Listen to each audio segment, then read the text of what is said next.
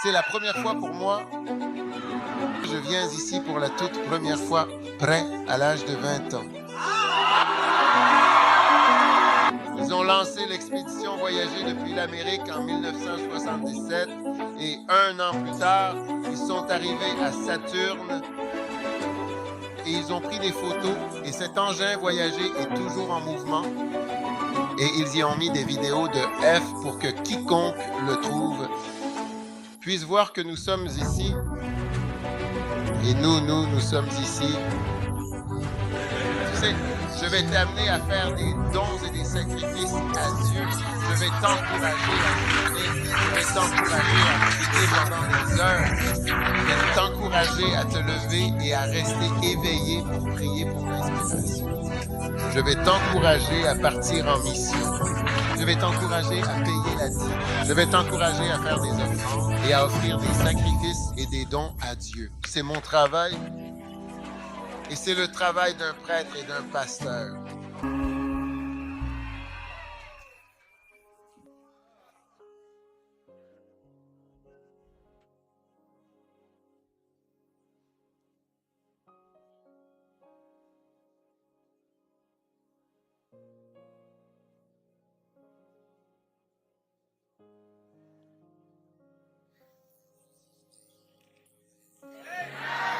Asseyez-vous.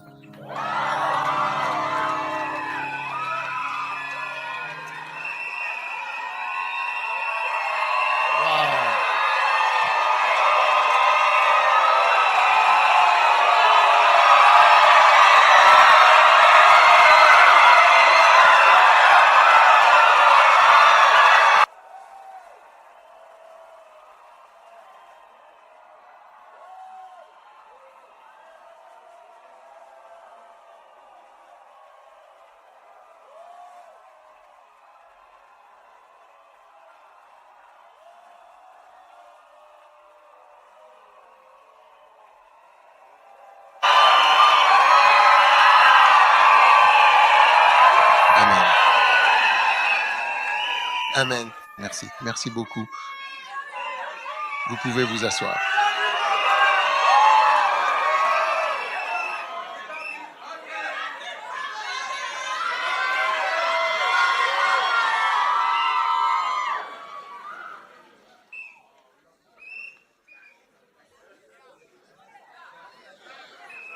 Saint-Esprit, nous te sommes reconnaissants de nous avoir amenés ici aujourd'hui. Au nom de Jésus, Amen. Eh bien, je suis vraiment tellement heureux d'être ici, sincèrement. C'est la première fois venir ici. Je crois que c'est la deuxième ou la troisième fois. D'abord, près à l'âge de 20 ans.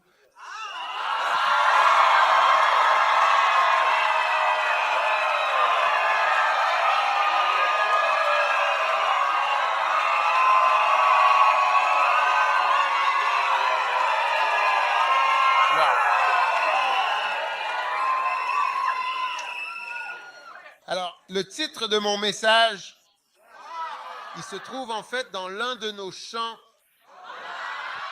Ouais. Et c'est tout droit.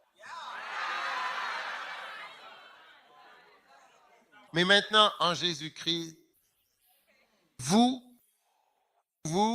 qui autrefois étiez loin, vous avez été en effet rapprochés par le sang du Christ. Rapprochés par le sang du Christ.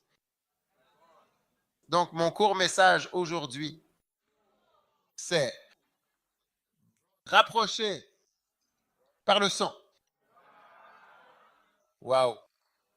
Rendu proche par le sang. Amen. Jésus, je te remercie pour ce que tu as fait que nous ne comprenons toujours pas. Arrête et saisis-nous. Agis pour toi, pour toujours. Nous demandons cela au nom de Jésus. Amen. Amen. Maintenant, je vais lire dans Éphésiens chapitre 2, verset 10. Car nous sommes son ouvrage, ayant été créés en Jésus-Christ pour de bonnes œuvres, que Dieu a préparées d'avance afin que nous les mettions en pratique. Autrement dit, que nous les pratiquions. Amen. Amen. Ne te dévalorise pas, car tu es l'ouvrage de Dieu. Amen. Ne dis pas que c'est la faute de ton père ou de ta mère ou qu'il t'est arrivé quelque chose quand tu étais jeune et tout ça. Tu es l'ouvrage de Dieu et tout ce que tu es, c'est ainsi que Dieu a voulu t'utiliser. Tu comprends? D'accord? Maintenant, c'est pourquoi, souvenez-vous que vous, autrefois païens dans la chair, appelés incirconcis par ceux qu'on appelle circoncis, qui le sont en la chair par la main de l'homme, ce n'est pas grave si tu ne comprends pas. Verset 12. En ce temps-là, vous étiez sans Christ. Étiez-vous sans Christ auparavant? Oui. Étant étrangers à la communauté d'Israël. Et donc, le Commonwealth britannique tire son nom directement de cela. Commun, communauté, la richesse qui est commune à tout Israël. Et étrangers aux alliances de la promesse, sans espérance et sans Dieu dans le monde. Aviez-vous de l'espérance? Non. Il est vrai qu'il n'y a aucune espérance sans Dieu dans le monde. Verset 13. Verset 13. Mais maintenant, en Christ, vous qui étiez autrefois éloignés, c'est-à-dire séparés, tenus à l'écart, vous avez été rapprochés, vous avez été amenés plus près. Et cela uniquement par le sang du Christ. C'est ce sang qui a permis ce rapprochement, ce retour vers la proximité en Christ. Amen. Amen.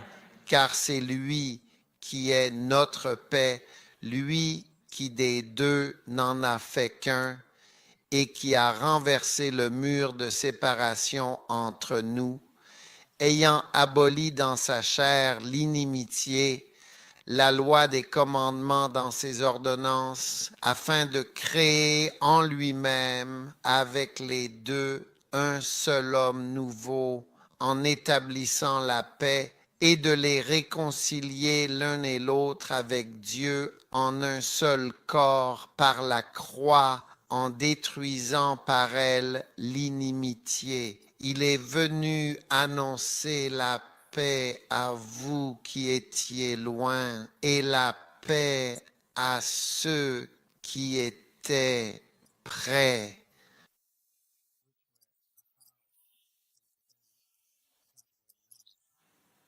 Amen. Amen. Car par lui, nous avons les uns et les autres accès auprès du Père dans un même esprit.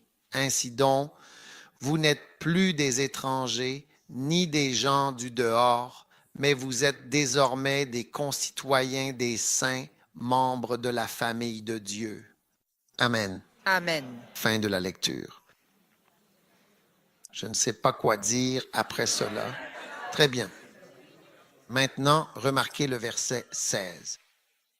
Remarquez bien le verset 16 où il est écrit, je cite, « Afin de les réconcilier l'un et l'autre avec Dieu en un seul corps par la croix, en détruisant par elle l'inimitié. » Ce verset nous montre comment par la... Vous savez, hier, je regardais une émission chrétienne qui passait. Et j'ai vu qu'il y avait juste au milieu de ces gens une croix. T'as vu cette émission? Hein? Tu dis...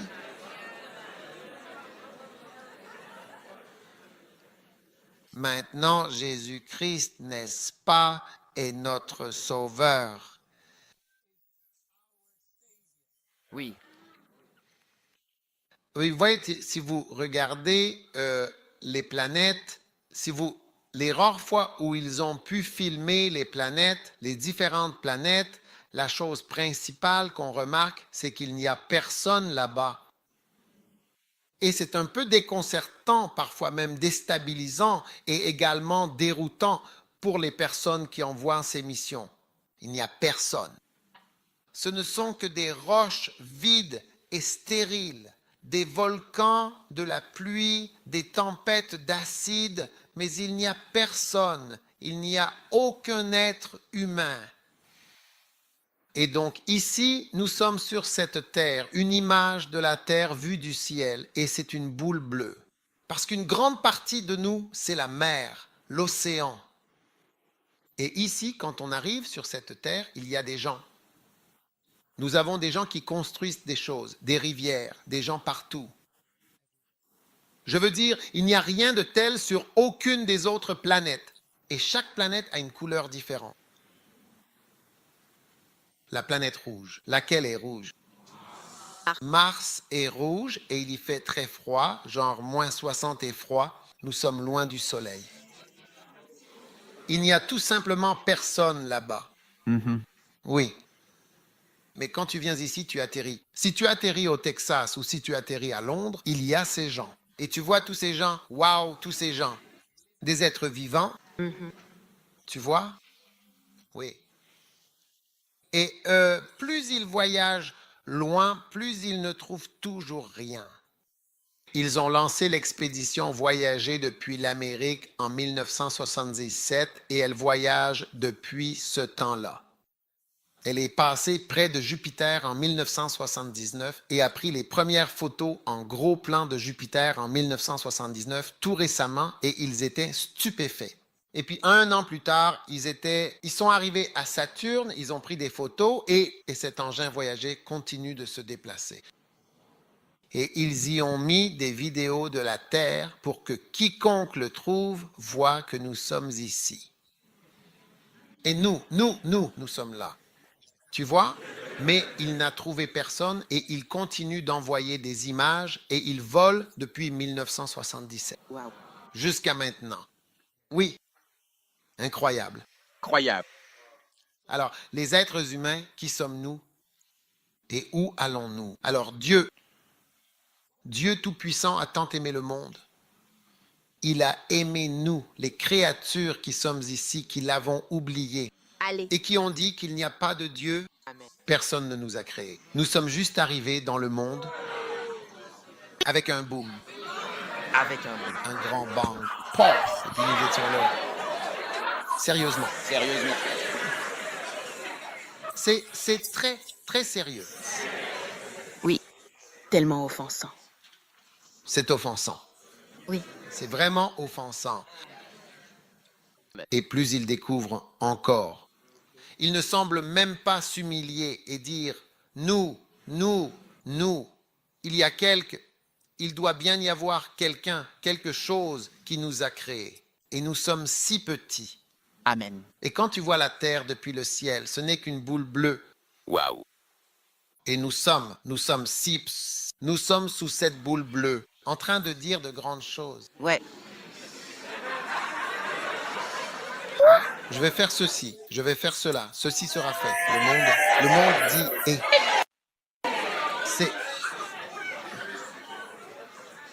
C'est incroyable. Amen. Et c'est pour cela que Dieu est attiré par les personnes humbles Amen. et par ceux qui savent vraiment à quel point, au fond d'eux-mêmes, ils ne sont rien. Nous ne sommes tous rien, tu sais, absolument rien, tu comprends? Bref, Dieu, qui est là-haut, au ciel, a tant aimé le monde, n'est-ce pas? Je suis censé finir à quelle heure?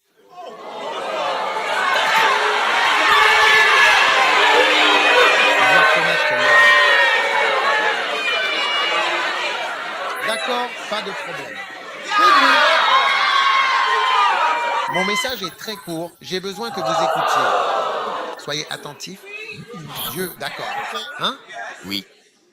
Voilà. Afin qu'il puisse, Dieu Tout-Puissant, où qu'il soit. D'accord. D'accord? La raison pour laquelle nous n'avons pas trouvé Dieu sur les planètes, Et même s'ils vont toujours plus loin, c'est parce que Dieu est un esprit. C'est comme s'il existait un autre royaume. C'est ça, le monde réel. Pas notre monde. C'est le vrai monde et c'est là que Dieu se trouve. Donc, tu peux voyager aussi loin que tu veux et faire autant d'expériences que tu veux. Tu ne trouveras toujours pas Dieu. Tu ne trouveras pas les esprits. Tu comprends? Donc, Dieu existe. Et Dieu a voulu avoir une relation avec nous qui nous déplaçons partout, en adorant les rivières. Quand nous voyons un grand fleuve, nous disons « Ah, le Nil est un grand fleuve. Il passe par ici. Prions-le alors. » Ou une cascade, ou un grand arbre.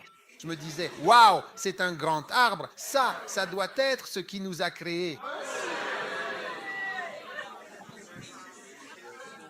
Ou bien on voit une antilope courir très vite. Alors on fabrique une antilope en bois et on se prosterne, on prie devant elle.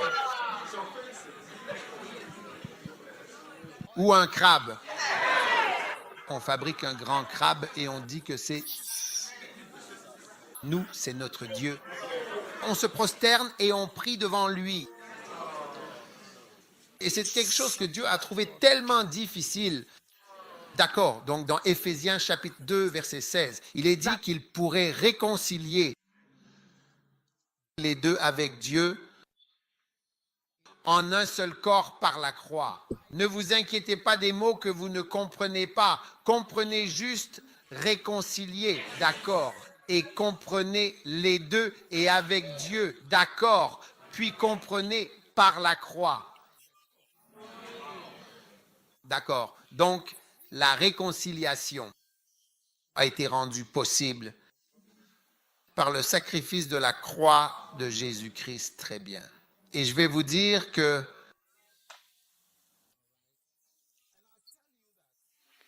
beaucoup de relations ne seront pas aussi bonnes qu'elles pourraient l'être tant qu'il n'y aura pas dans cette situation un grand sacrifice de la part de quelqu'un.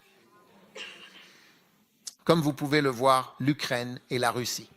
Quelqu'un doit faire un sacrifice. Ou Israël-Gaza, il faut que quelqu'un fasse un sacrifice. Il y a un prix à payer. Paye ceci, paye cela, tu acceptes ceci, vas-tu payer cela, vas-tu faire ceci, vas-tu faire cela, d'accord, je vais faire ceci, 200 prisonniers, donne-moi 4 otages, je te donne 3 otages, donne-moi 1000 prisonniers, enfin... Il y a un prix à payer pour mettre fin au conflit et faire la paix. D'accord? Donc la Bible dit qu'il voulait nous réconcilier avec Dieu en un seul corps par la croix, ayant détruit l'inimitié par elle. Maintenant, revenons au verset 13. Verset 13. Mais maintenant, en Jésus-Christ, vous qui étiez autrefois éloignés, vous êtes rapprochés. C'est ce que je veux que vous reteniez. Rapprochés par le sang du Christ. Nous sommes rapprochés.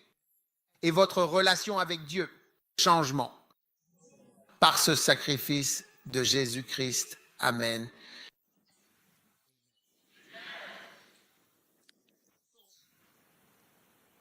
Le sacrifice, c'est quelque chose qui change les relations que nous avons. D'accord? Et ceux d'entre vous qui veulent se marier, vous allez devoir faire des sacrifices. Vous voyez? Pour avoir cette nouvelle relation. N'est-ce pas? Il faut perdre son nom. Presque perdre son identité. Et pour vivre ensemble, heureux pour toujours. Il faut sacrifier tellement de choses. Et c'est pourquoi beaucoup de personnes mariées ne sont pas aussi heureuses qu'elles l'étaient avant de se marier. Parce que dans le mariage, il faut faire des sacrifices pour avoir une bonne relation. Il faut être humble. Si vous voulez toujours suivre la tradition, qui est une voie biblique, le mari sera le chef.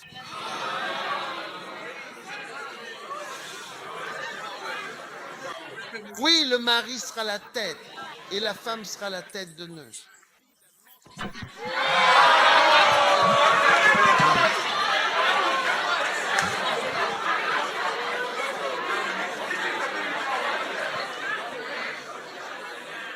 La femme sera la tête de nœud. Oui. Je ne sais pas si vous voulez la Bible ou si vous voulez autre chose.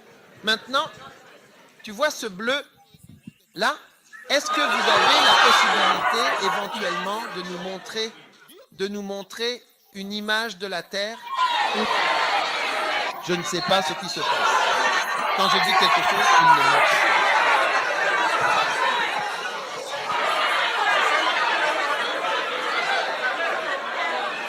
Maintenant, écoute. Chut. Écoute. Donc, sur cette boule bleue, sur cette planète bleue, les êtres humains, tous ceux qui sont là, Oui. bien que... Oh. Non, non, pas celle-ci. Celle-ci est plus proche. Je parle d'une photo prise de l'espace, tu vois. Oui. Qu'est-ce qui fait ces choses?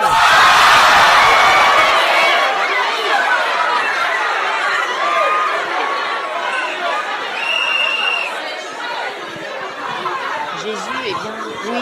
D'accord, eh bien, pas de problème. Assieds-toi, assieds-toi. Sur cette boule bleue, Ouais. vous avez des gens Oui. qui veulent te faire les choses à leur manière sans qu'on leur dise quoi faire. Et tu peux imaginer le chaos et la confusion. Parce que pour que Dieu ait dit « le mari est le chef », Oui. il enlève vraiment tellement de confusion dans nos relations. Oui, c'est ça. Waouh. Waouh. Oui, c'est une photo prise de l'espace. Wow. C'est nous. Comme nous tous ensemble. 7 milliards, c'est un... Nous sommes tous sur celle-ci. Ouais. Waouh. Boule bleue vue de l'espace. Chaque planète a une couleur différente. Waouh. Et celle-ci est bleue. Et nous sommes dessus, quelque part. Donc sur cette photo, tu étais là, mais tu ne te vois pas. Tu ne peux pas te voir. Et tu sais à quel point on ne sait rien. Tu sais, la toute première fois, vraiment la toute première fois qu'ils ont été sûrs, vraiment certains, ou qu'ils ont vu de leurs propres yeux que la Terre était ronde, c'était seulement après la Première et surtout après la Seconde Guerre mondiale, Wow. quand ils développaient des fusées. Les Allemands développaient des fusées, d'accord? Et ils avaient cet homme qui s'appelait Van quelque chose. Et c'était le... Alors, ils l'ont emmené à la NASA. Ils l'ont emmené en Amérique et il a aidé à développer, il est même devenu directeur de la NASA, il a aidé à développer les fusées. Donc, vers 1950, ils ont alors envoyé les premières fusées. Von Braun, oui. Et ils ont envoyé les premières fusées dans l'espace. Donc, les fusées sont montées, ont traversé la barrière, l'atmosphère, sont sorties et elles avaient des caméras. D'accord? Alors, ils ont pris des photos et ensuite, les caméras sont retombées sur Terre. Wow. C'est comme ça qu'ils ont fait. Donc, ils ont pris les premières... C'était les premières photos de la Terre depuis l'espace et ils devaient récupérer les caméras qui retombaient au sol. Ensuite, ils développèrent les pellicules et ont vu que la Terre était ronde. C'était la première fois en 1950, récemment.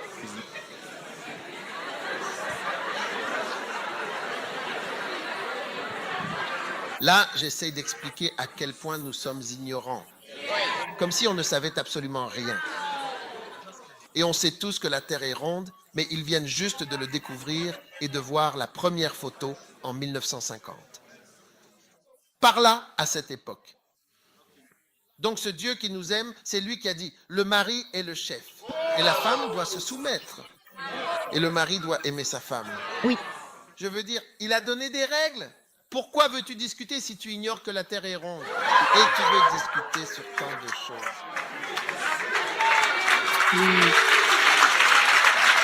Et ceux du fond n'applaudissent pas.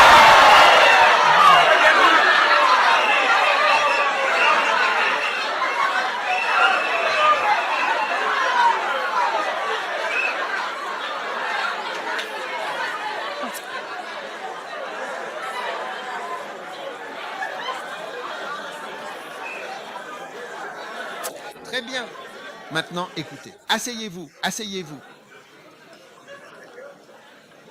Alors, Restez là. ceci est un message très court. Donc, je dis tout cela tout simplement pour expliquer que Dieu est au ciel. Et il nous regarde inventer tant de théories, des comportements très offensants, très orgueilleux. Oui. Vraiment d'une certaine manière. Dire qu'il n'y a pas de Dieu. Dire que Dieu est une rivière, Dieu est une montagne, Dieu est un arbre, Dieu est un cafard, Dieu est un lézard, Dieu est un serpent. Non, non, non.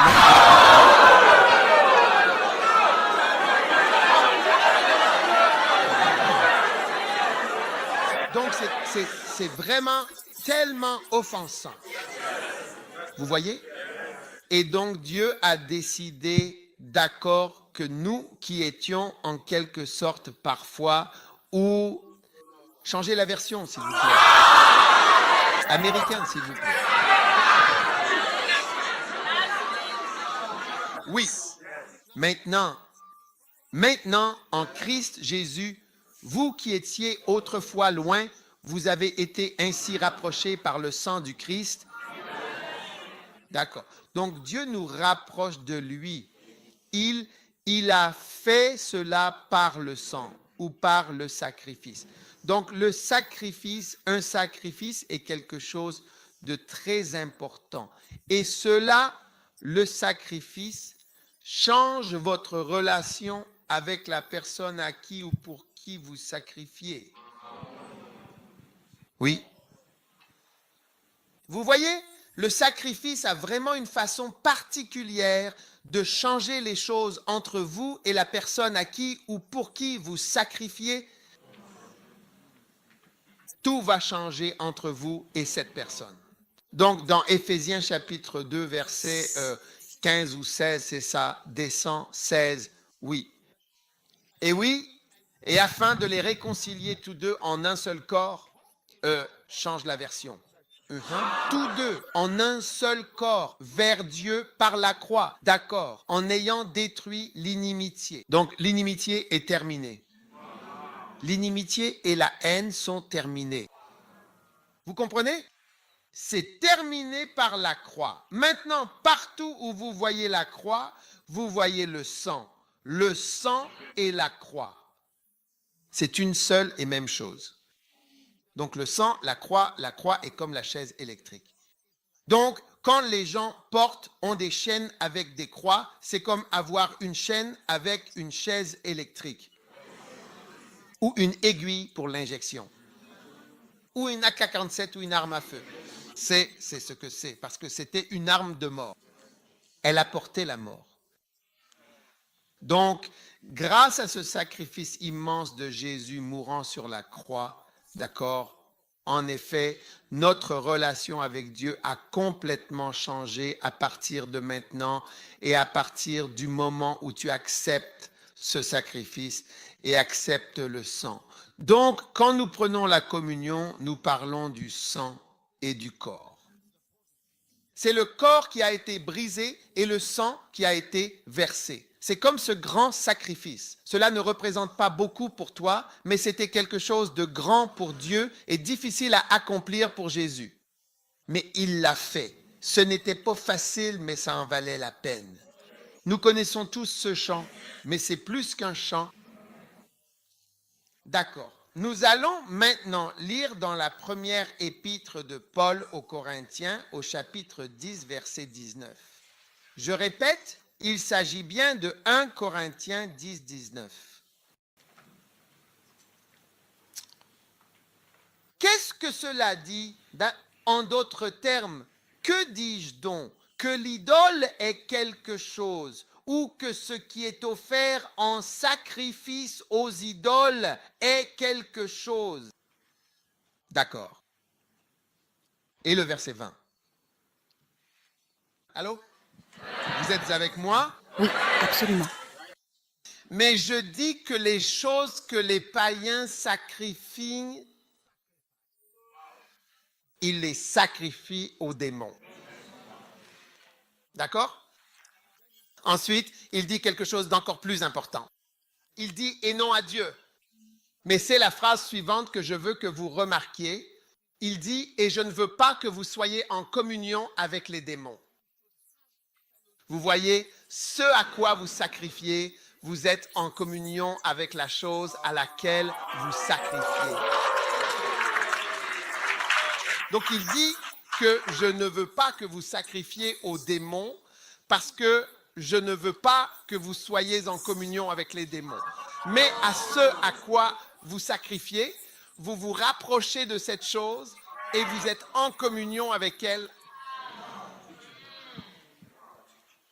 Parce que le sacrifice vous rapproche, cela donne, en quelque sorte, une raison de s'approcher. Mais je dis que les choses que les païens sacrifient, en réalité, ils le font aux démons. Oui, ils le sacrifient bel et bien aux démons. Des démons, en effet. Les démons sont réels, comme si tu pouvais, si tes yeux s'ouvraient au royaume de l'esprit, tu verrais des créatures, tu verrais des personnes, tu verrais surtout, tu verrais des animaux qui sont en réalité des esprits mauvais, parce que la Bible mentionne le lion, le serpent. Et dans Apocalypse 16, j'ai vu des démons comme des grenouilles, tu vois? Et le seigneur de Belzébuth, qui est le seigneur des mouches et des insectes. Et toute une multitude de créatures ainsi que des combinaisons d'animaux. Et c'est pourquoi beaucoup d'idoles dans le monde sont parfois des combinaisons d'animaux et d'êtres humains. Parce qu'elles sont inspirées par les démons qui enseignent aux gens à faire une image de moi, le démon. Tu comprends? Pour que tu adores cela. Démon, cette chose qui est un démon. Oui, c'est pour ça que tous les cultes idolâtres ont ces créatures grotesques. Et ce sont en réalité toutes des images de démons, de diables. Tu vois? Maintenant, il a dit, bonjour. Revenons à mon verset dans Corinthiens.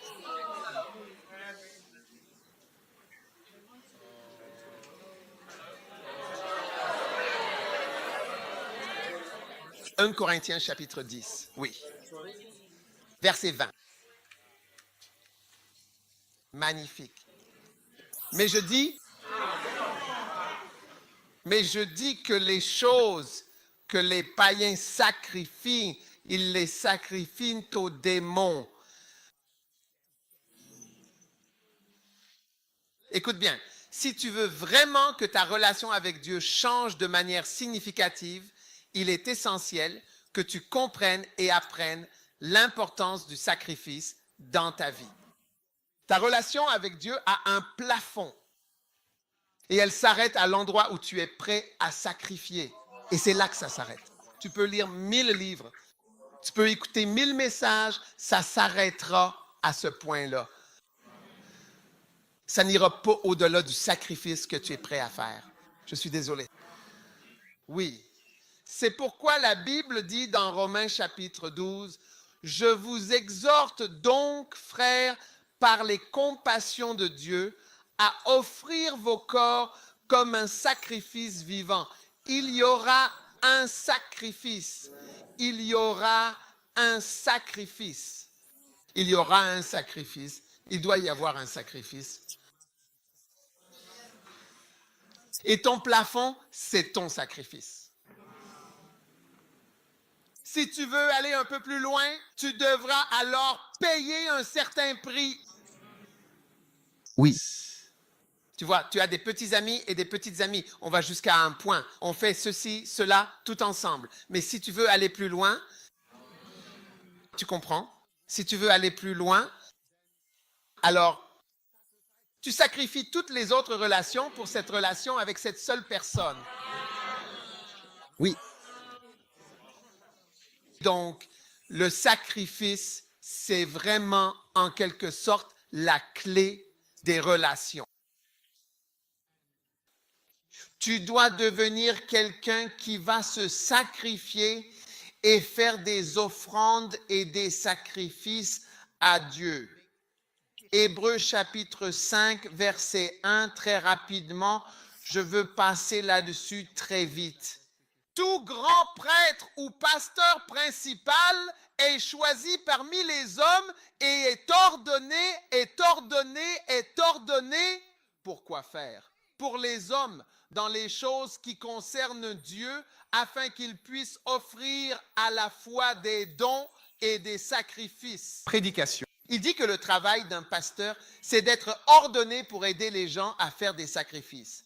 Alors il se tient à la porte, apporte ta chèvre, apporte ton mouton, apporte, et il les brûle, puis il entre à l'intérieur et il a tout un rituel à accomplir. Il doit les mettre sur l'autel, les découper d'une certaine manière et simplement brûler la viande, et ils doivent supporter l'odeur de la viande. Tout cela fait partie du travail du prêtre. Et c'est comme si toute cette viande qui brûlait, elle était brûlée pour Dieu. Comment adores-tu Dieu? Je ne sais pas. Nous le découvrons en lisant la Bible. Oui. C'est pour cela que nous sommes ordonnés. Et c'est pourquoi un pasteur qui n'est pas capable de recevoir des offrandes, des dons et des sacrifices ne fait pas bien son travail. Et il y a tout un tas de pasteurs qui ne savent pas comment faire cela. C'est pourquoi beaucoup de gens ne peuvent pas être à plein temps dans le ministère, parce qu'ils ne savent tout simplement pas comment aider les gens à faire des dons et des sacrifices. Regarde, dans les églises où l'on fait des sacrifices, tu vois que l'église est différente de celle où l'on n'en fait pas. Non. Oui, une église qui fait des sacrifices est une église prospère. Tu trouves des gens prospères dans l'église. Et en tant que pasteur, j'ai constaté que les gens veulent vraiment faire des sacrifices. Oui. Les gens veulent avoir quelque chose à faire et à financer. Oui. Quelque chose, même juste pour apaiser leur conscience. Oui. Que puis-je faire? Puis-je acheter la moquette pour l'église? Oui. Puis-je payer ou faire quelque chose? Ils aiment faire, les gens veulent faire des choses. Bon conseil, vraiment. C'est le travail du prêtre. C'est vrai. Et donc, c'est le travail de la congrégation D'accord. de présenter des sacrifices à Dieu. La Bible parle même d'un sacrifice vivant, un sacrifice qui ne s'arrête jamais.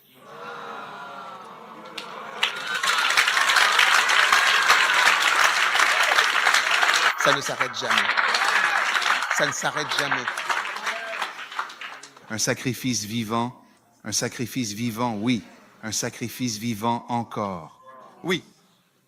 Je pensais que le sacrifice serait terminé. Vous savez, j'ai tellement sacrifié quand j'étais adolescent et que j'essayais de servir le Seigneur.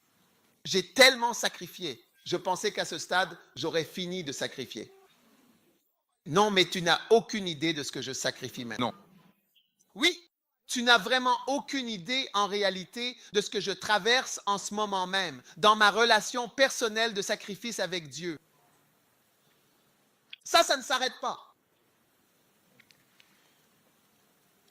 Donc, Hébreux chapitre 8, on peut lire à partir du verset 1, mais c'est vraiment le verset 3. Relisons. Or, voici le point capital de ce qui vient d'être dit. C'est ça? Le point capital, ça veut dire le résumé. Savez-vous que somme est le mot résumé, somme, hein? Non. Tout sauf une sommation. Nous avons un tel souverain sacrificateur qui s'est assis à la droite du trône de la majesté dans les cieux. Donc, il y a une majesté dans les cieux. Oh, il y a une majesté dans les cieux. Nous ne l'avons pas vu, nous ne pouvons pas imaginer à quoi il ressemble ou ce que c'est, mais la majesté dans les cieux. Tu sais quelle taille a une étoile? Je vais te dire. British Airways, si un avion décolle de Heathrow, d'accord, et fait le tour de la Terre pour revenir à l'aéroport de Heathrow, juste pour faire le tour, tu sais combien de temps ça prend? Eh bien, ça prend en moyenne approximativement 24 à 30 heures. Wow. Oui. Il va voler et s'arrêter, bien sûr. Il va s'arrêter à Singapour, puis en Australie, puis revenir. Même d'ici à l'Australie, c'est facilement, 24 heures pour y aller et tout ça. Donc, faire tout le tour et revenir, c'est à peu près 24 heures. Tu me suis? Oui. Je vais te montrer un calcul. S'il vous plaît, c'est très simple. Même ceux d'entre vous qui ne sont pas bons en maths vont comprendre. D'accord? Oui, bien sûr, absolument. Mais et tu verras, c'est vrai, je te le promets. Si nous prenons British Airways et nous atterrissons sur une étoile, et je vais vous donner une étoile, un exemple d'étoile, l'une des grandes étoiles, Rigel, qui s'écrit R-I-G-E-L. Ou Bételgeuse. Vous voyez, une autre, B-E-T-E-L-G-E-U-S-E, quelque chose comme ça. Bételgeuse, c'est l'une des étoiles jaunes. C'est l'étoile jaune dans Orion. Si vous voyez Orion dans le ciel, la jaune, il y en a une qui est jaunâtre. C'est Bételgeuse. D'accord. Alors ce soir, j'entends que toutes les planètes sont visibles maintenant. Levez les yeux et vous voyez Orion. Combien savent comment repérer Orion? Oui. Levez la main si vous savez repérer. Oh, non, non, non, non, non, non, non. Sous terre, dans le métro, vous ne faites que déplacer les bus. Vous ne regardez pas le ciel. Sérieusement. Sérieux. Sérieux? Non, il faut absolument savoir repérer Orion, la constellation la plus facile. Laissez quelqu'un vous montrer, levez simplement les yeux, cette personne vous montrera comment la voir. Une fois vue, vous la verrez toujours. Oui. Maintenant, imaginez l'aéroport d'Heathrow sur Rigel ou Bételgeuse et British Airways décolle pour faire le tour. Comme je vous l'ai dit, BA décolle pour aller à Singapour et revient. Savez-vous combien de temps il faudrait pour faire le tour de l'étoile? 1200 ans. Ah. D'accord. Oui. Non, pas 1200 jours. Pas 1200 mois, par exemple. Pas 1200 saisons. 1200 ans. Cela veut dire que vous, vos enfants, puis leurs enfants, donneront chacun naissance. Vous voyez, des générations entières avant que l'avion ne revienne à l'aéroport de Heathrow d'origine. Waouh. Alléluia. Oui. Waouh! Donc, au lieu de vous donner la distance en milliards de kilomètres, vous ne comprendriez pas. Je vous explique juste pour que vous compreniez. Si un avion à réaction fait le tour cette fois-ci, puis un avion à réaction fait le tour de l'étoile, c'est pour vous montrer à quel point c'est immense. Alors c'est comme, où est Dieu? Et il y a tellement de ces étoiles, tellement, des milliards, des millions. C'est pourquoi ce verset dit, qui s'est assis à la droite du trône de la majesté dans les cieux. Oui, il y a de la majesté. La majesté dans les cieux. La majesté dans les cieux. La majesté dans les cieux. Combien d'entre vous ont réalisé que vous êtes petit et insignifiant? Oui. Est-ce que tu es petit, insignifiant, minuscule? Oui. Maintenant, continuez. Verset 2, verset 2, verset 2, verset 2. Un ministre du sanctuaire et du véritable tabernacle que le Seigneur a dressé et non l'homme. Magnifique. Waouh. Waouh. Allez. Dieu est sur le point de changer ta relation. Regardez le verset 4. Verset 3. Car tout souverain sacrificateur est établi pour offrir des dons et des sacrifices. C'est le travail d'un prêtre. Et je suis ton prêtre. Je vais t'amener à faire des dons et des sacrifices à Dieu. Je vais t'encourager à jeûner. Je vais t'encourager à prier pendant des heures. Je vais t'encourager à te lever et à rester éveillé pour prier pour l'onction. Je vais t'encourager à partir en mission. Je vais t'encourager à payer la dîme. Je vais t'encourager à faire des offrandes et à présenter des sacrifices et des dons à Dieu. Amen. C'est mon travail. Et c'est le travail d'un prêtre et d'un pasteur. C'est de se tenir à la porte et d'encourager les gens à présenter des sacrifices, des prêtres et des dons. Oui, et même si je mange une partie du sacrifice, demande-toi combien de viande une seule personne peut-elle manger? N'es-tu jamais allé dans ce restaurant brésilien?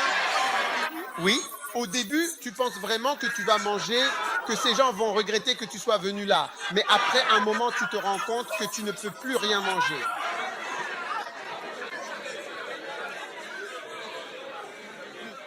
Combien? Combien de... Oui, bien sûr, absolument, sans aucun doute. T'es avec moi? Oui. Combien peux-tu manger? Il n'y a rien là-bas. Non, ne t'inquiète pas. Certains d'entre vous s'inquiètent maintenant. Le prêtre va manger ma viande. Demande à ton voisin, est-ce toi qui dis que le prêtre va manger ma viande? Le prêtre va manger ma viande. Le prêtre va manger ma viande. Hein? Où as-tu été formé?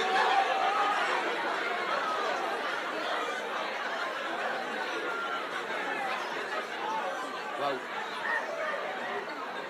Maintenant, ouvrez votre Bible, s'il vous plaît, à la Genèse, chapitre 22.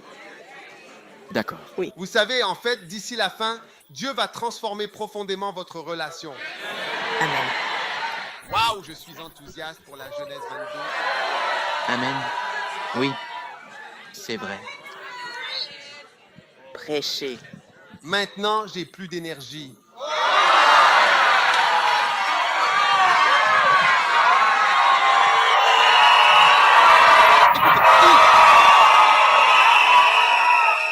Arriva.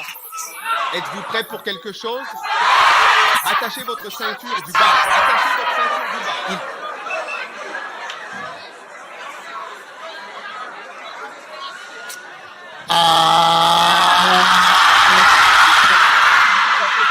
Arriva après ces choses que Dieu mit Abraham à l'épreuve. Oui.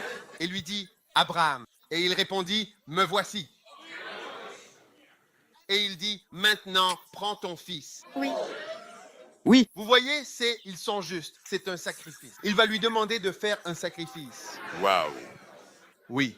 Il va lui demander de faire un sacrifice. Le sacrifice, quand quelqu'un commence à en parler, tu penses qu'il veut obtenir quelque chose de toi? Prends ton fils unique Isaac que tu aimes. Waouh. Et va-t'en au pays de Morija, cette région que je t'indique, et là, sur place, offre-le en holocauste, c'est-à-dire en sacrifice entièrement consumé par le feu, sur l'une des montagnes précises que je te dirai. Sérieux. La plupart d'entre vous n'obéiraient pas à une telle instruction. Vous dites que vous avez un délire, que vous êtes devenu fou, que vous avez fait un mauvais rêve. Ah, t'as fait un mauvais rêve la dernière fois, oublie ça.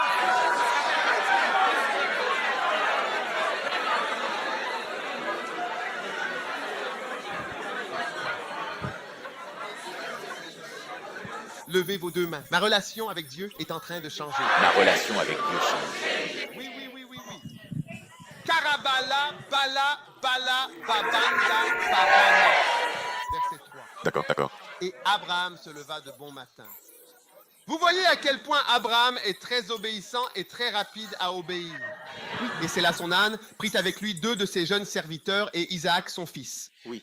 Et il fendit le bois pour l'Holocauste, se leva et s'en alla vers le lieu que Dieu lui avait indiqué.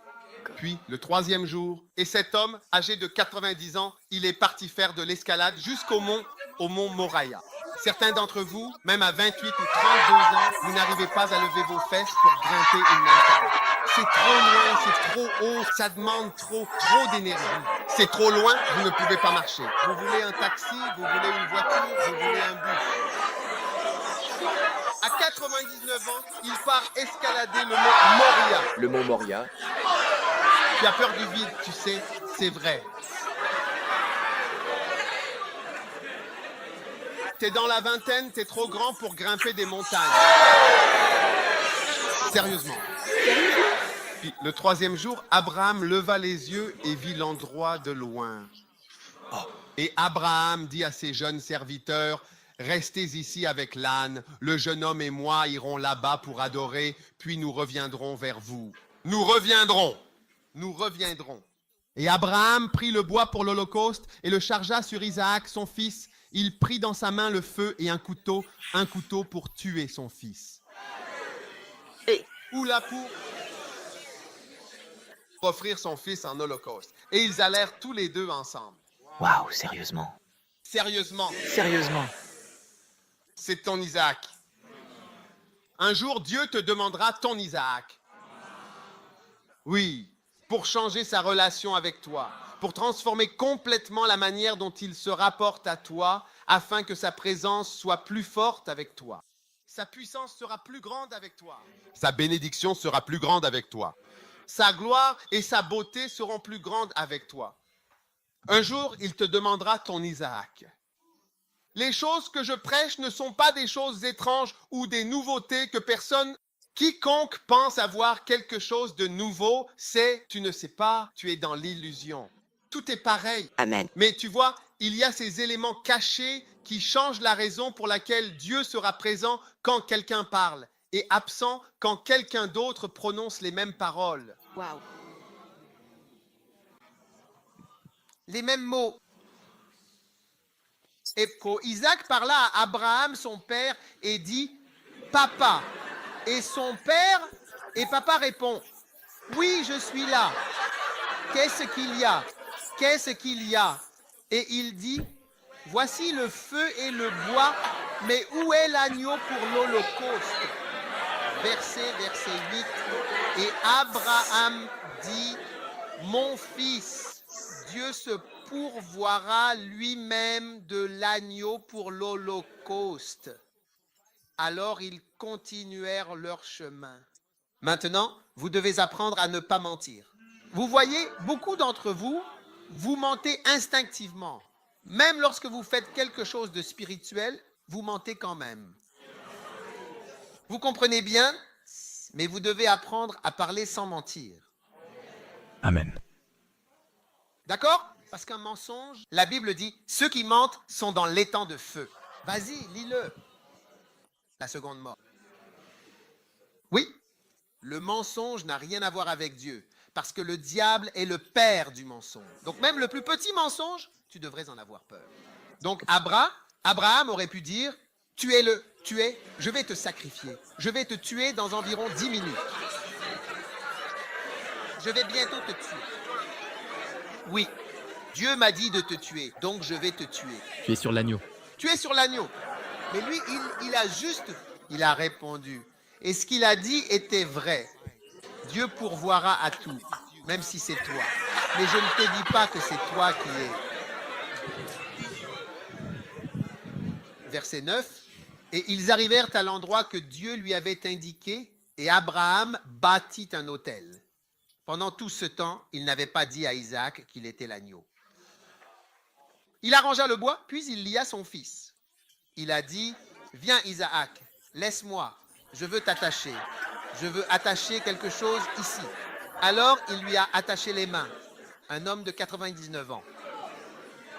Et il le plaça sur l'autel. Et Isaac, il ne savait pas ce que son père faisait, mais il lui faisait confiance. Il était le fils unique de son père, il lui faisait confiance. Alors il l'a mis là. Waouh. Et quand tu lis certains des autres livres, tu vois que Sarah a quitté Abraham après cela. Elle a été profondément offensée par ce qu'Abraham a fait. Oui, cela l'a affectée.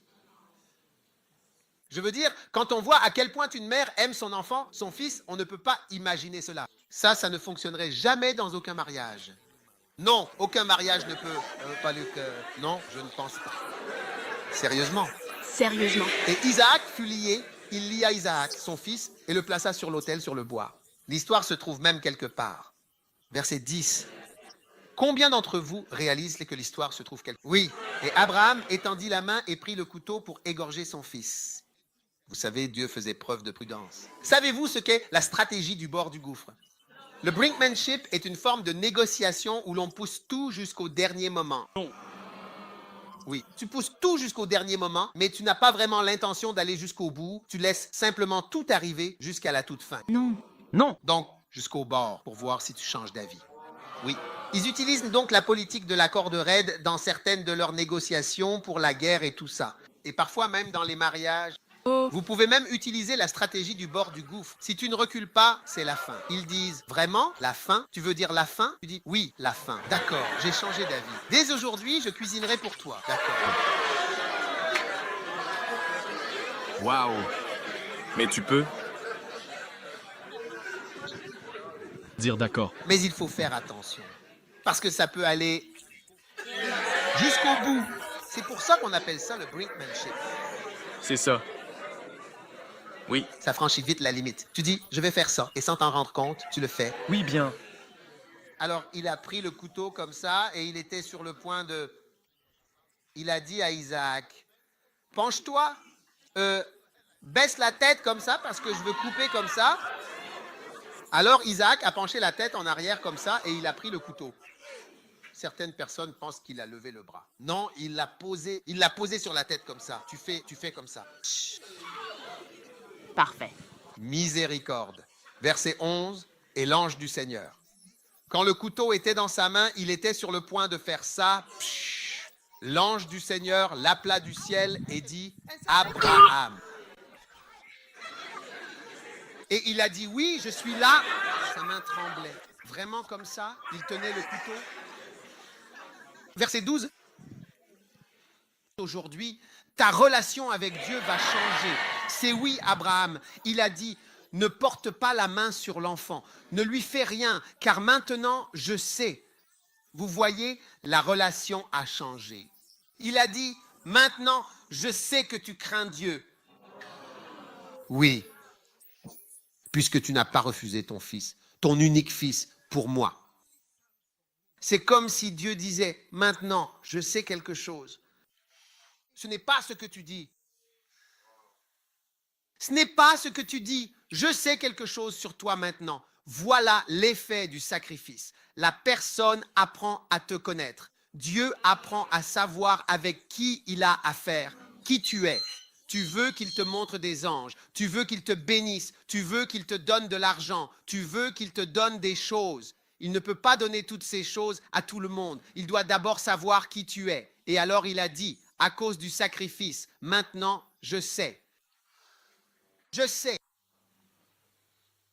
Quand Joseph s'est vu proposer la femme de Potiphar et qu'il a dit non, il a regardé sa beauté.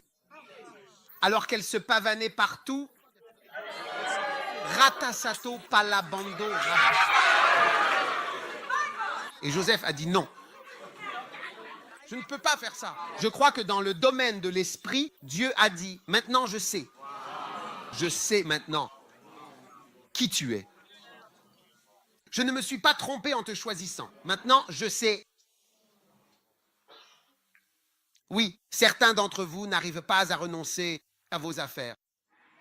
Vous n'arrivez pas à abandonner votre pornographie, la masturbation, les petites amies, les petits amis, les vidéos dénudées, les appels et toutes ces autres choses que vous faites, à jouer à des choses et à faire n'importe quoi. Vous n'arrivez pas à arrêter.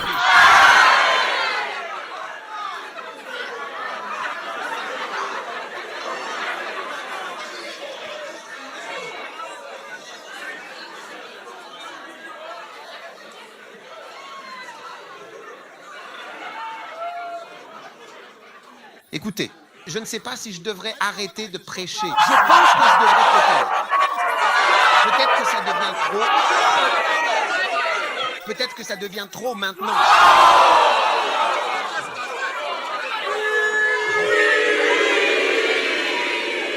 D'accord, il a dit, maintenant je sais que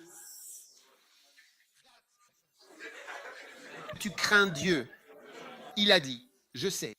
Maintenant, vous voyez, la relation avec Dieu est sur le point de changer de façon spectaculaire. Regardez bien ce que Dieu va dire. Verset 13. Et Abraham leva les yeux et regarda. Et derrière lui, un bélier, retenu dans un buisson par ses cornes. Abraham alla prendre le bélier et l'offrit en holocauste à la place de son fils Isaac. Lui aussi observait. Il se demandait, hé, papa allait me tuer. Papa, pourquoi? Non, mais tu vois, Abraham savait qu'il était en train d'avoir une mauvaise réputation dans sa famille, dans sa propre famille.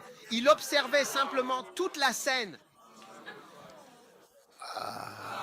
Mais pour lui, Dieu est le plus grand. Tu vas voir ce qui va se passer. Continue au verset 14. Et Abraham donna à ce lieu le nom de Jéhovah Jireh, comme on le dit aujourd'hui, ce qui signifie mon pourvoyeur.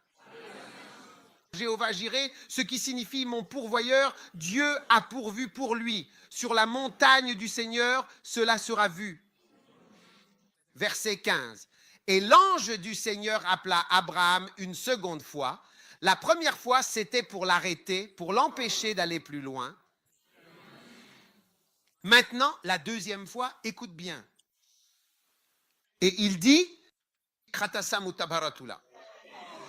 par moi-même, j'ai juré, je jure, oui, vraiment comme Dieu. Tu as amené Dieu à jurer. Je veux dire, il a vraiment fait jurer Dieu.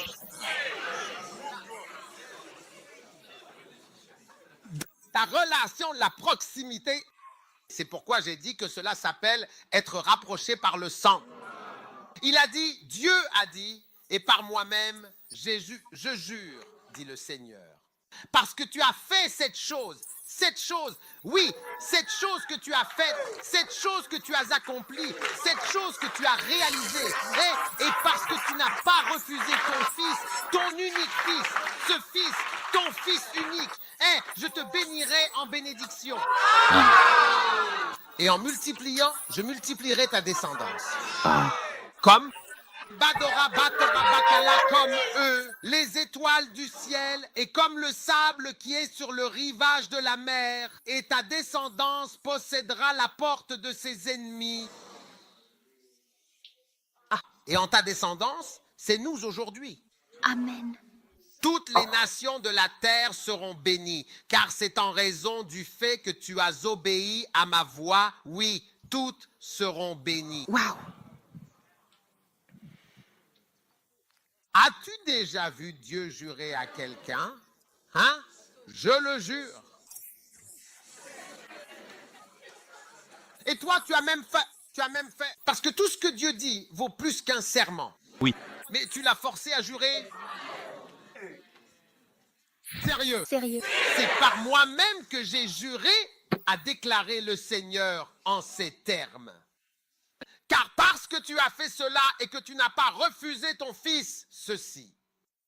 L'ange a crié, ton fils unique, que dans la bénédiction je te bénirai. Dieu va te bénir puissamment aujourd'hui. Oui, et en multipliant, je multiplierai véritablement ta descendance comme les innombrables étoiles du ciel. Nous sommes tous, sans exception, la descendance d'Abraham. Oh oui. Ne chantons-nous pas, les bénédictions d'Abraham sont au monde entier. Le monde entier. Nous sommes tous la descendance d'Abraham. Nous nous voyons tous comme les enfants d'Abraham. Je veux dire, tout le monde chrétien, plus tous les Arabes, plus tous les Israéliens. Tout le monde a revendiqué Abraham comme leur père. C'est eux. Vraiment, tous les Israéliens, tout le monde arabe et tous les chrétiens. Père Abraham. Beaucoup de fils sont nés de lui. Et toi aussi, tu fais partie de cette grande famille. Alors, louons le Seigneur. Avec reconnaissance et joie.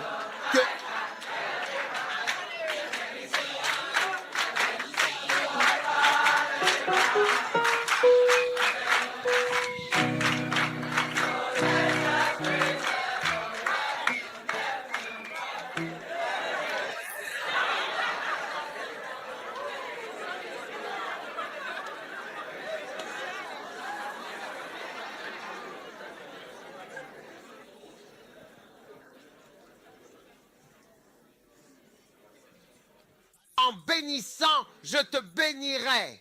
Oui. Donc parfois, tu regardes quelqu'un. Bonjour. Bonjour. Tu regardes quelqu'un qui reçoit une bénédiction et tu te demandes pourquoi cette personne est-elle bénie? Tu sais, cela s'est passé en secret. Waouh. Waouh. Cela s'est passé en secret. Il n'y avait pas de... Même les deux personnes qui ont aidé Abraham à porter le bois sur la montagne pendant 3 jours d'ascension n'étaient pas là. C'était un sacrifice privé. Wow. C'était quelque chose de privé, oui. Parfois, on regarde les gens et on se dit « Ah, pourquoi es-tu béni ?» Nous n'étions pas là. Tu n'étais pas là. Oui. Pourquoi est-ce que tu multiplies? Oui. Ce n'est pas une petite chose de multiplier.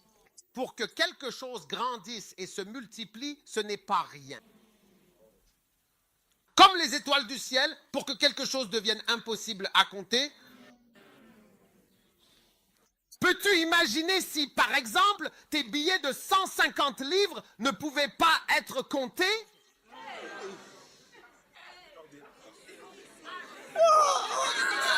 Parce que de nos jours, on les compte facilement. Juste 1, 2, 3. 1, 2, 3, 4. 1, 2, 3, 4, 5.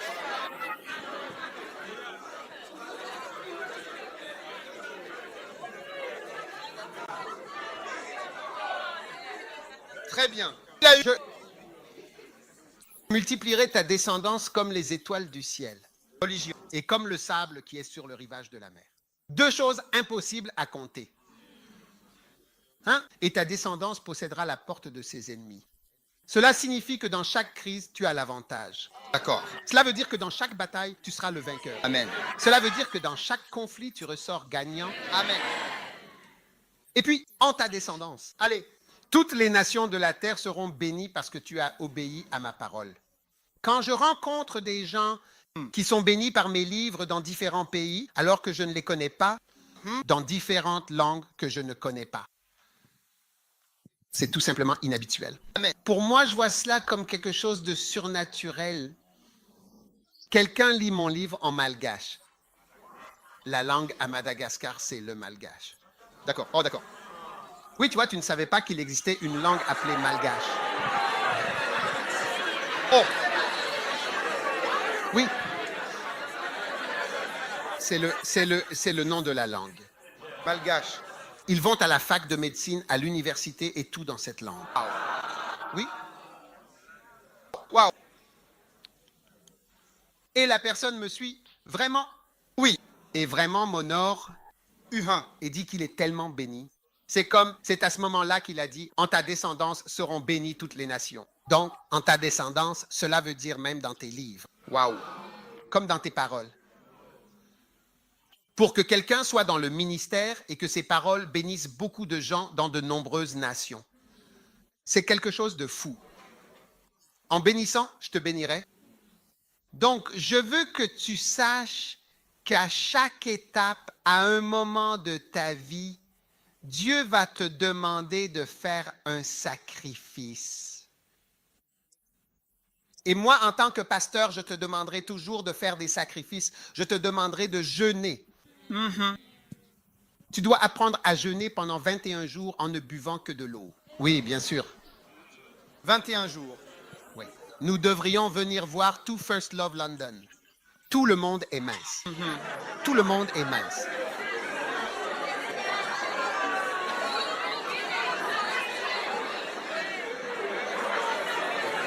Ouais. Sérieux? Sérieux. Sérieux. Ah, très sérieux. 7 jours, seulement de l'eau. 5 jours, seulement de l'eau.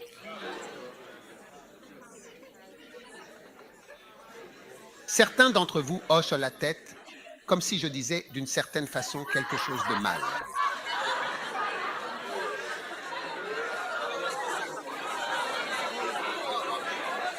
Écoutez,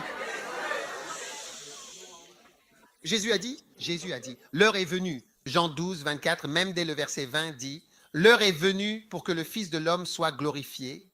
Vous voyez, c'est le moment où la chose doit être belle et agréable, vraiment plaisante.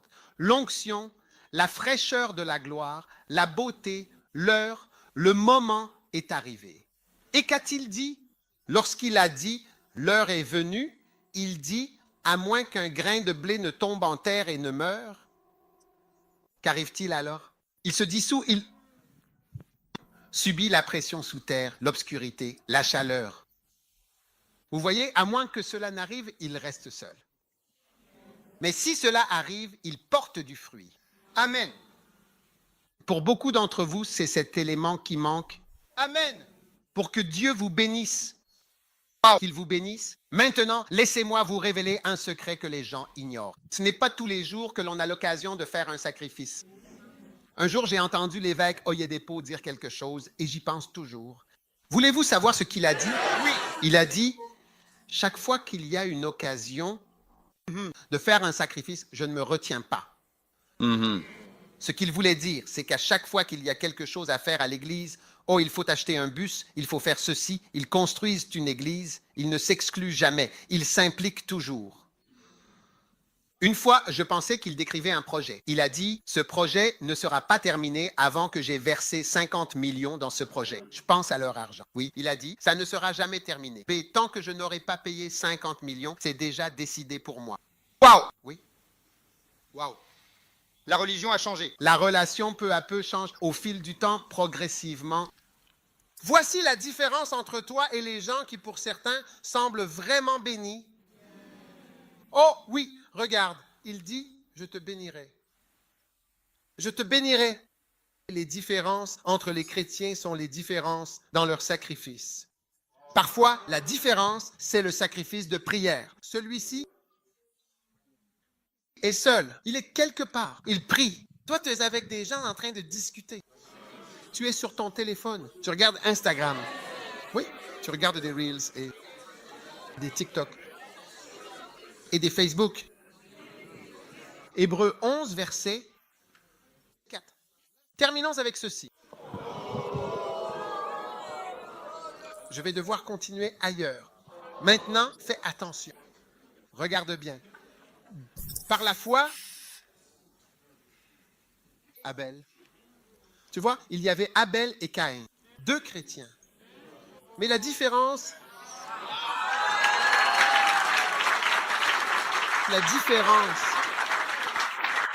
était dans le sacrifice.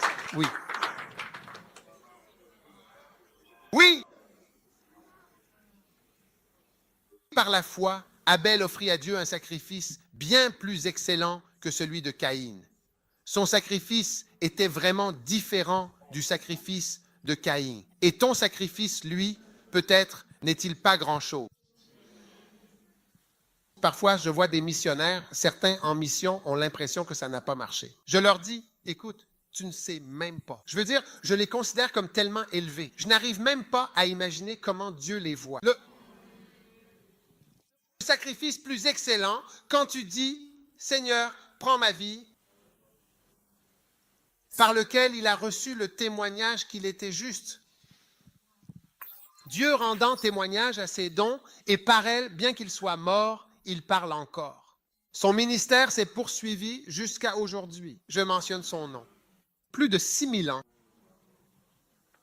Combien de temps durera ton ministère? Maintenant, beaucoup d'entre vous ici, vous êtes appelés par Dieu. Ah, vous pensez, oh, je ne suis pas si sûr que tu es appelé. Tu es appelé. Ha! Vous savez, certains d'entre vous, vous négligez les pensées qui vous viennent à l'esprit.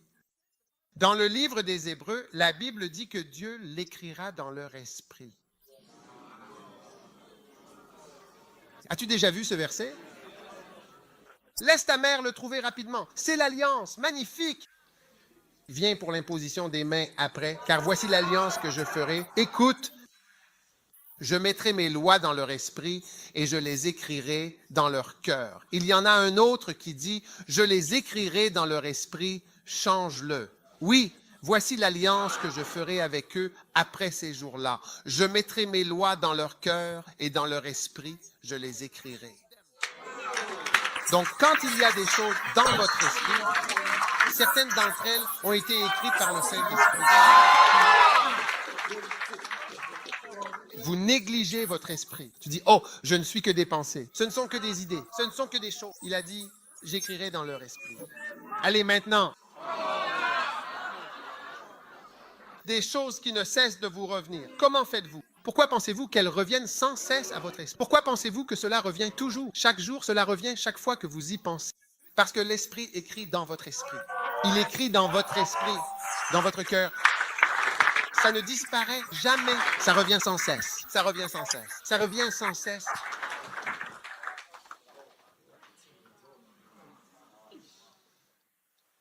Il est en train d'écrire. C'est pour ça que ça te vient à l'esprit, mon ami. Tu ne peux pas l'ignorer. Et Dieu te le demandera. C'est pourquoi je dis, écoute, quand l'occasion se présente, ne te retiens pas. Ne te retiens pas. Il y a des années, tu sais, je dirigeais l'hôtel de mon père et des chrétiens sont venus là et ils voulaient un tarif spécial. Une réduction et tout le reste. Je leur ai accordé, enfin, une réduction que je pouvais leur donner. Ils en voulaient plus et ils insistaient. J'ai dit non, non, c'est fini. Payez ou partez. Tu sais, quand ils sont partis, jusqu'à aujourd'hui, je n'oublie pas. Et le Seigneur m'a dit, tu sais, tu avais une occasion d'aider cette église et tu ne les as pas aidés. Oui, je me sens toujours mal à ce sujet. J'espère que Dieu essaiera de... Gratte-le. Oui, il y a des occasions de faire le bien, des occasions d'être missionnaire, de prier. Pendant le Covid, nous avions du temps pour prier. Tout cela, c'était des opportunités. Ne retenez jamais les occasions de donner quand le moment se présente. Vous ne devez pas hésiter quand il arrive. Ne retenez pas. Un jour viendra où vous ne verrez plus mon visage vous demander de donner quoi que ce soit. Oui. Vous ne me verrez plus dire donne ceci ou donne ça, non. En 11 ans, j'ai à peine utilisé cela, je ne me suis jamais tenu ici. J'ai fait, oui, alors, frères et sœurs, rapprochez. Combien veulent être rapprochés et câlinés et dépouillés et tenus étroitement, tout près, tout contre, par Jésus lui-même? Ah! Et qu'il te tienne dans ses bras et dise, je vais te bénir, et qu'il te murmure à l'oreille, je le jure. Souviens-toi de ce garçon insensé qui disait, je t'aime, ce n'était pas vrai. Ce n'était même pas vrai et tu l'as cru.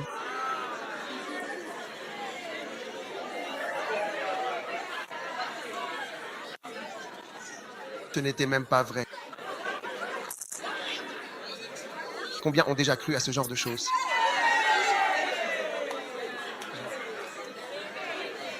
Ce n'était même pas vrai, mais celui-ci, c'est Jésus.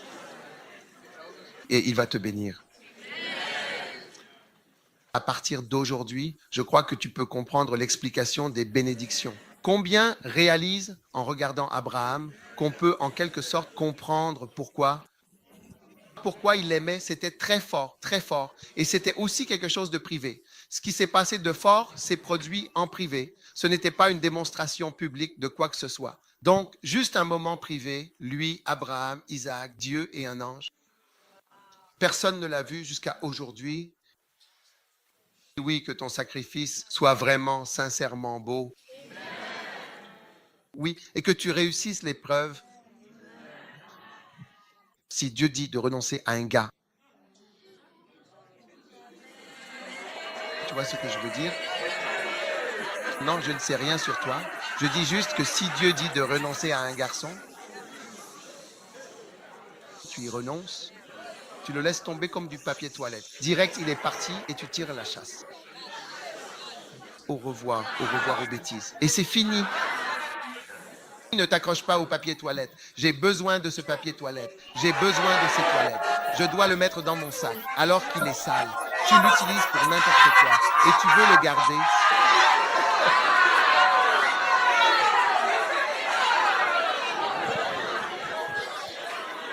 Très bien. Alors, levez-vous tous. Levez-vous.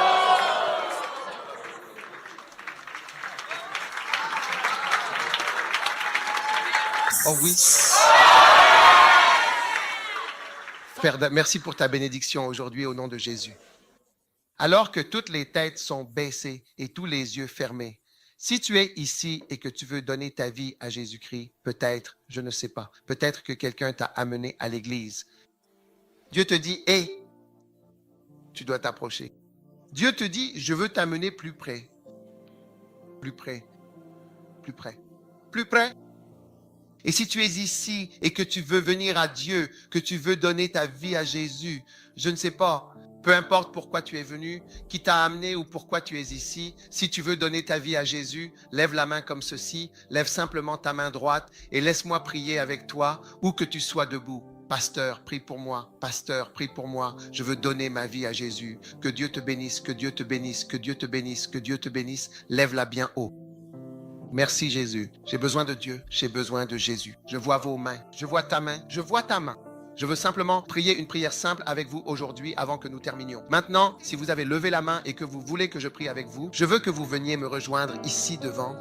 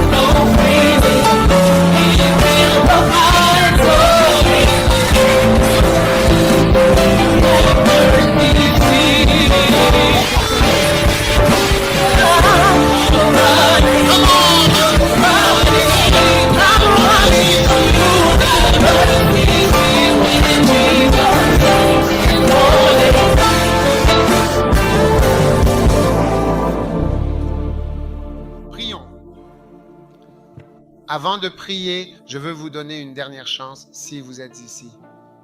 Peut-être que vous vous demandez, dois-je venir? Ne devrais-je pas venir? Je veux vous donner une chance. Parce qu'un jour, j'ai prêché et j'ai donné à quelqu'un une dernière chance et il a donné sa vie à Dieu et il m'est toujours reconnaissant d'avoir offert une seconde chance. Si vous êtes ici, peut-être que vous vous demandez, dois-je? Ne dois-je pas? Je veux vous donner une chance. Venez si vous voulez donner votre vie, je vous donne le dernier appel. C'est le dernier appel, c'est l'appel final. Viens, cher ami. Pourquoi est-ce que je t'appelle à venir? Parce que Jésus a toujours appelé les gens à venir publiquement et ouvertement. Tu veux que Jésus change ta vie. Que Dieu te bénisse. Que Dieu te bénisse. Viens jusqu'ici. Je veux prier avec toi.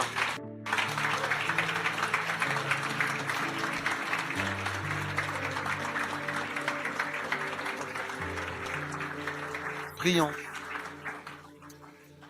Répétez cette prière avec moi ici devant. Très bien, que Dieu te bénisse. Que Dieu te bénisse. Répétez cette prière avec moi. Dis, Jésus, aie pitié de moi. S'il te plaît, pardonne-moi mon péché. Je suis un pécheur. J'ai besoin de toi. Je te veux. J'ai besoin de toi. Seigneur Jésus, viens dans ma vie. Change-moi. Sauve-moi. Fais de moi une nouvelle personne à partir d'aujourd'hui. Je servirai Jésus. Je suivrai Jésus. Merci, Seigneur. S'il te plaît, écris mon nom dans le livre de vie. S'il te plaît, inscris-moi maintenant dans le livre de vie. À partir d'aujourd'hui, J'appartiens à Dieu. j'appartiens à Jésus. Dis-le à haute voix. À partir d'aujourd'hui, j'appartiens à Dieu. J'appartiens à Jésus. Et je servirai Jésus. Merci Seigneur de m'avoir sauvé aujourd'hui. Je t'aime Jésus. Je suis ton enfant. Je suis à toi. Aide-moi Seigneur à te servir. Au nom de Jésus, je prie. Amen. Que Dieu vous bénisse.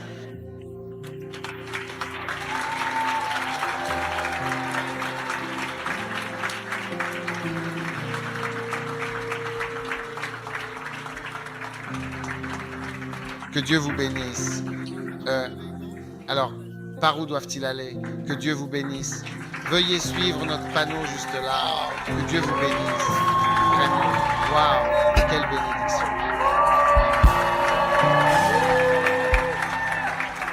Avons-nous la Sainte Seine très rapidement? À vous qui êtes en ligne, que Dieu vous bénisse. Prenez votre Sainte Seine. À vous qui êtes en train de regarder en ligne, en ce moment précis, que Dieu vous bénisse. Pour son. Et pour son, eh bien, sans. D'une manière douce, agréable et jeune. Comme la puissance demeure et que cette puissance reste présente par ses blessures, par les marques de ses blessures, nous serons guéris, nous recevrons la guérison. Ceci est la communion, ceci est le partage du pain et de la vie. Prenez le pain et recevez-le, car sa miséricorde suffit pour la multitude, pour tous, comme pour l'un seul, pour chacun. Ceci est en effet la communion.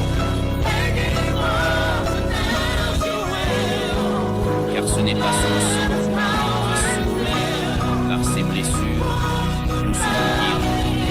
Ceci est la crainte de Dieu. Prenez le pain. Jésus, merci pour ceci. Ton corps qui a été brisé pour nous. Merci. Seigneur, nous sommes tellement touchés par ton sacrifice. Pardonne-nous d'avoir été négligents envers ton grand sacrifice. Pardonne-nous. Aide-nous à vivre nos vies avec une bonne compréhension de qui tu es et de ce que tu as fait pour nous. Aie pitié de nous. Alors que nous recevons le corps de Jésus-Christ, le corps de Jésus,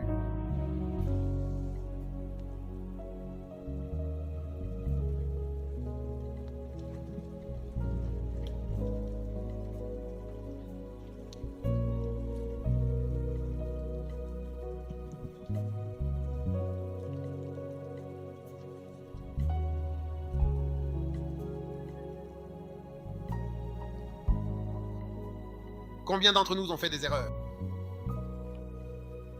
Père, merci pour le sang. Que le sang de Jésus plaide pour nous tous. Pardonne-nous nos péchés, Seigneur. Alors que nous recevons ce sang, nous recevons la purification. Puissions-nous nous approcher de toi par sang.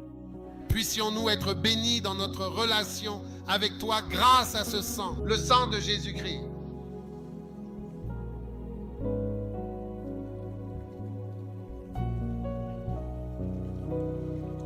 Levez les mains, recevez la bénédiction.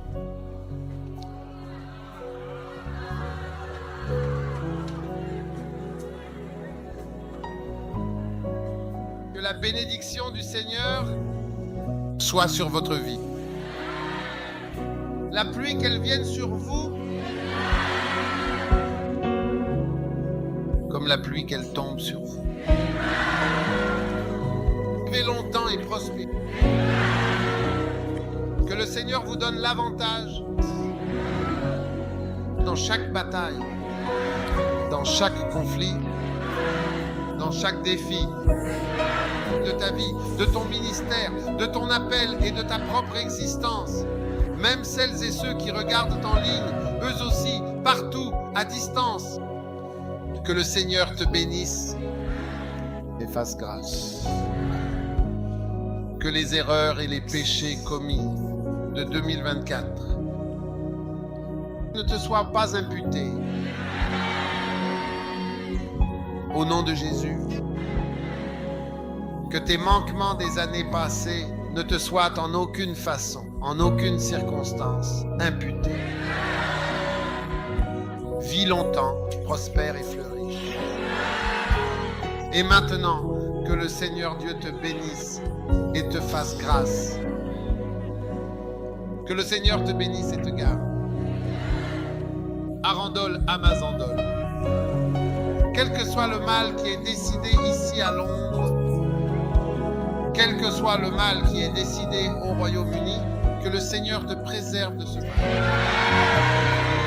S'agissant du feu, de la terreur, des inondations, des catastrophes, des guerres, de la foudre et des calamités inattendues, que le Seigneur te garde.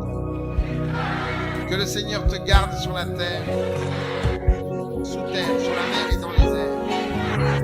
Au nom de Jésus, que le Seigneur te garde d'un cœur brisé.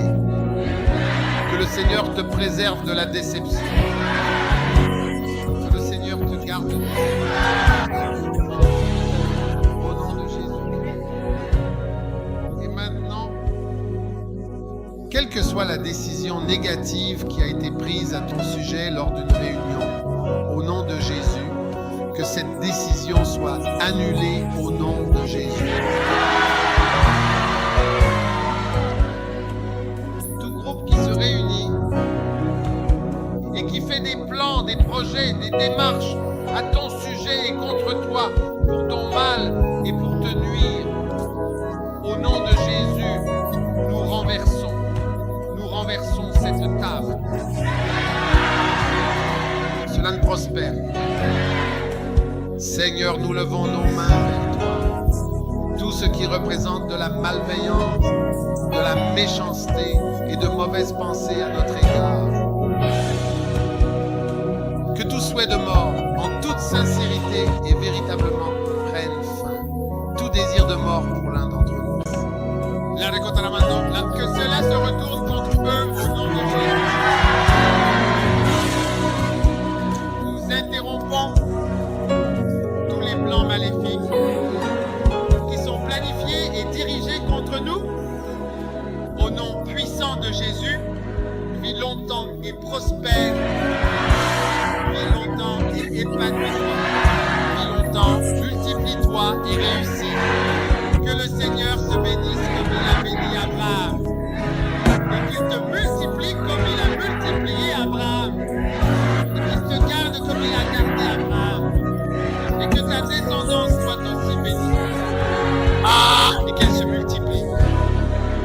Maintenant, tout ce qui représente un manque de bien-aimé, un manque de mari et un manque de vin, nous déclarons que ce manque prend fin, qu'il y ait une multiplication des mariages et des bien-aimés dans l'Église à partir de maintenant. Maintenant, avec vos mains levées en l'air, tout ce que vous n'avez pas pu saisir jusqu'en 2024, à partir de 2025, que votre main puisse saisir cette chose au nom de Jésus. Que j'entende votre amen le plus fort. Puissiez-vous poser la main sur la vision et l'objectif que vous désirez depuis longtemps pour votre vie. Entendre amen le plus fort. Et maintenant, que la puissance, l'onction, la bénédiction et la grâce soient accrues sur votre vie. Au nom de Jésus,